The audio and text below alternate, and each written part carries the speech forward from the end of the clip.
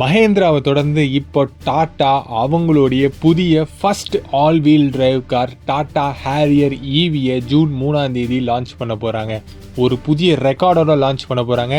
அது என்னன்றதை பார்க்கறதுக்கு முன்னாடி உங்களுக்கு ஆட்டோமொபைல் பிடிக்கும் அப்படின்னா சும்மா நம்ம வைவை ஃபாலோ பண்ணிக்கோங்க.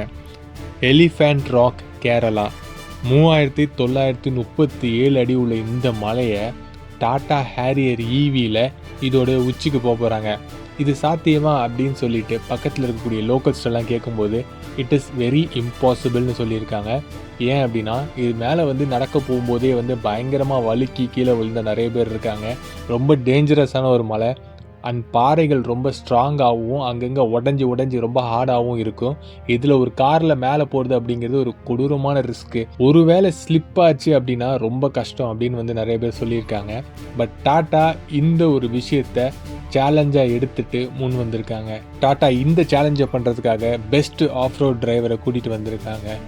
இந்த டாட்டா ஹேரியர் ஈவியோடைய பவர் எவ்வளோ இருக்குன்னு பார்த்தீங்கன்னா, இதோடைய பேட்டரி கெப்பாசிட்டி எவ்வளோன்னு பார்த்தீங்கன்னா 60லேருந்து 75 கிலோவாட் வரைக்கும் இருக்கும் அப்படின்னு எக்ஸ்பர்ட்ஸ் தான் சொல்கிறாங்க.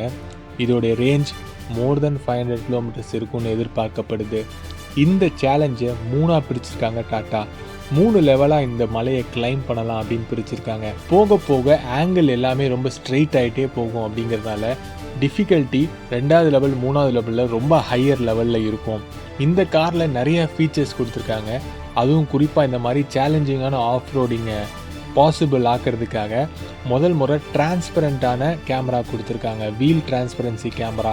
இந்த கேமரா அந்த வீலோடைய பொசிஷன் எங்கே இருக்குது அப்படிங்கிறத நல்லாவே காட்டுது. அது ரொம்ப டிஃபிகல்ட்டான ஒரு ஆஃப் ரோடிங் பொசிஷனில் யூஸ்ஃபுல்லாக இருக்குது.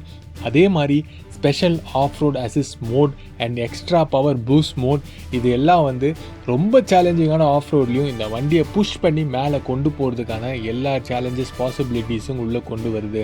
பட் இதெல்லாம் இதுக்கு முன்னாடி ரேஞ்ச் ரோவர், டிஃபெண்டர் இது எல்லாமே பண்ணிட்டு இருந்த வேலையில் ஒரு இந்தியன் பிராண்ட் இந்த மாதிரி சில சாதனைகள் பண்ணும்போது ரொம்பவே சந்தோஷமாக இருக்கும் அப்படின்னு சொல்லலாம். ஏற்கனவே 5 ஸ்டார் ரேட்டிங்கில் பயங்கர சாதனை பண்ணாங்க. இப்போது டாட்டா இந்த சாதனை மூலிமா ஆஃப் ரோடிங்கை ரீடிஃபைன் பண்ணுது அப்படின்னு சொல்லியே ஆகணும்.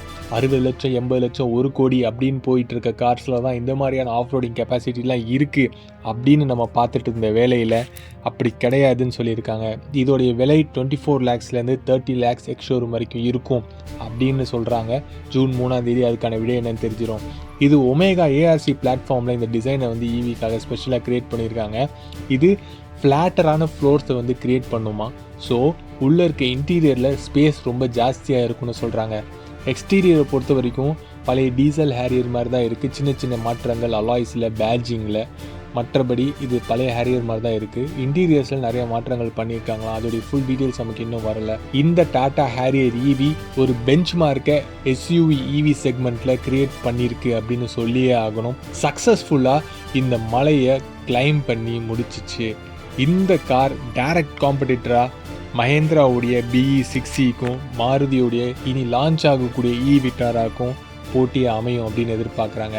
இந்த காருடைய லான்ச்சை பற்றி நீங்கள் என்ன நினைக்கிறீங்க அப்படிங்கிறத மறக்காமல் கமெண்ட் பண்ணுங்கள். அடுத்த வீடியோவில் சந்திக்கலாம். பாய்.